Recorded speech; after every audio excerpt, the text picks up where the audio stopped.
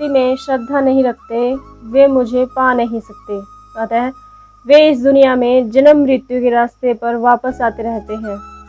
मैं धरती की मधुर सुगंध हूँ, मैं अग्नि की ऊष्मा हूँ, सभी जीवित प्राणियों का जीवन और सन्यासियों का आत्म संयम भी मैं ही हूँ।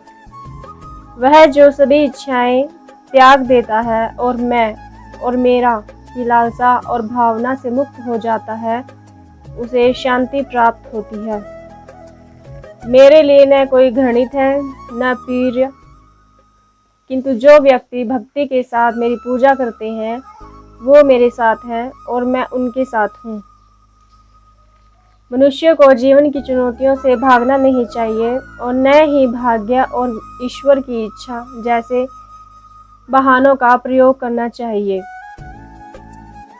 मनुष्य को परिणाम की चिंता किए बिना, लोभ लालच बिना एवं निस्वार्थ और निष्पक्ष होकर अपने कर्तव्यों का पालन करना चाहिए।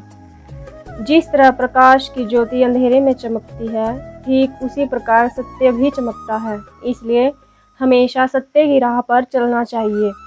जिस मनुष्य के अंदर ज्ञान की कमी और ईश्वर में श्रद्धा नहीं होती, वो मनुष्य जीवन में कभी भी आनंद और सफलता को प्राप्त नहीं कर पाता।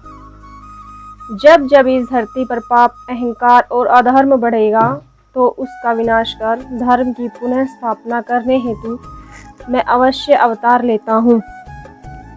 वह व्यक्ति जो अपनी मृत्यु के समय मुझे याद करते हुए अपना शरीर त्यागता है, वह मेरे धाम को प्राप्त होता है और इसमें कोई संशय नहीं है। जन्म लेने वाले के लिए मृत्यु उतनी ही निश्चित है जितना कि मृत होने वाले के लिए जन्म लेना। इसलिए जो अपरिहार्य है उस पर शोक मत करो।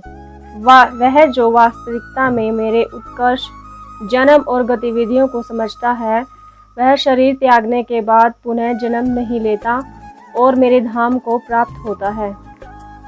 जो होने वाला है वो होकर ही रहता है और जो नहीं होने वाला है वह कभी नहीं होता। ऐसा निश्चय जिनकी बुद्धि में होता है, उन्हें कभी चिंता नहीं सताती।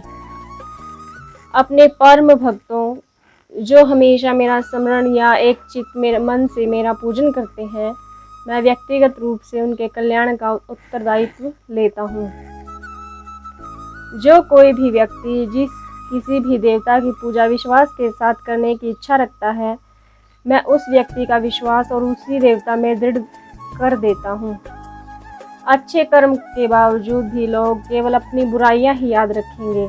इसलिए लोग क्या कहते हैं इस पर ध्यान मत दो, तुम अपना कर्म करते रहो। मानव कल्याण ही भगवत गीता का प्रमुख उद्देश्य है। इसलिए मनुष्य को अपने कर्तव्यों का पालन करते समय मानव कल्याण को प्राथमिकता देना चाहिए।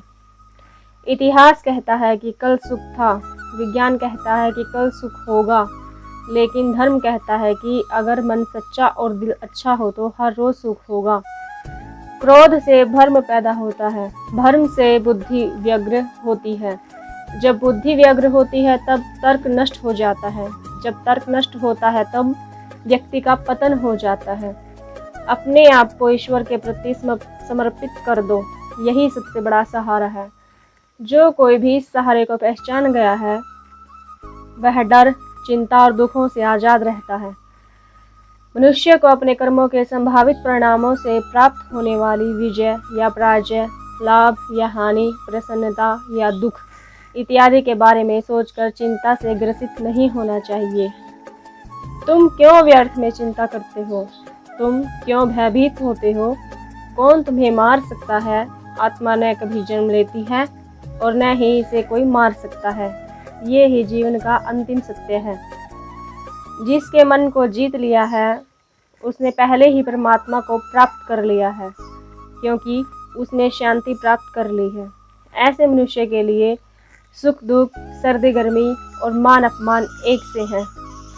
श्रेष्ठ पुरुष को सदैव अपने पद और गरिमा के अनुरूप कार्य करने चाहिए, क्योंकि श्रेष्ठ पुरुष जैसा व्यवहार करेंगे तो इन्हीं के आदर्शों के अनुरूप सामान्य पुरुष भी वैसा ही व्यवहार करेंगे।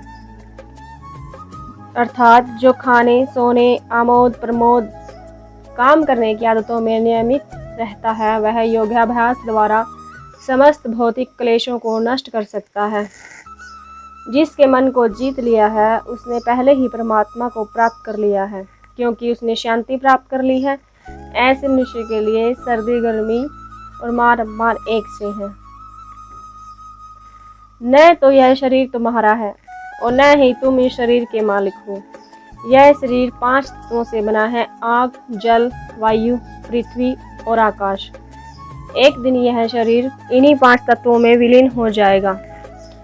मनुष्यों का मन इंद्रियों के चक्रव्यूह के कारण भ्रमित रहता है, जो वासना, लालच, आलस्य जैसी बुरी आदतों से ग्रसित हो जाता है। इसलिए मनुष्य का अपने मन एवं आत्मा पर पूर्ण नियंत्रण होना चाहिए। मनुष्य को अपने धर्म के अनुसार कर्म करना चाहिए। जैसे विद्यार्थी का धर्म है विद्या प्राप्त करना, सैनिक का धर्म देश की रक्षा करना। जिस मानव का जो कर्तव्य है वह उसे कर्तव्य पूर्ण करना चाहिए। मैं सभी प्राणियों को एक समान रूप से देखता हूँ। मेरे लिए न कोई कम प्रिय है और न ही ज़्यादा, लेकिन जो मनुष्य मेरी प्रेम पूर्वक आराधना करते हैं वो मेरे भीतर रहते हैं और मैं उनके जीवन में आता हूँ। तुम्हारा क्या गया जो तुम रोते हो? तुम क्या लाए थे जो तुमने खो दिया? तुमने क्या पैदा किया था जो नष्ट हो गया? तुमने जो लिया यहीं से लिया, जो दिया यहीं पर दिया। जो आज तुम्हारा है कल किसी और का होगा, क्योंकि परिवर्तन ही संसार का नियम है। जो मनुष्य जिस प्रकार से ईश्वर का स्मरण करता है उसी के अनुसार ईश्वर से फल देते हैं। कंस ने श्री कृष्ण को सदैव मृत्यु के लिए स्मरण किया, तो श्री कृष्ण ने भी कंस को मृत्यु प्रदान की। परमात्मा को उसी रूप में स्मरण करना चाहिए जिस रूप में मानव उन्हें पाना चाहते हैं।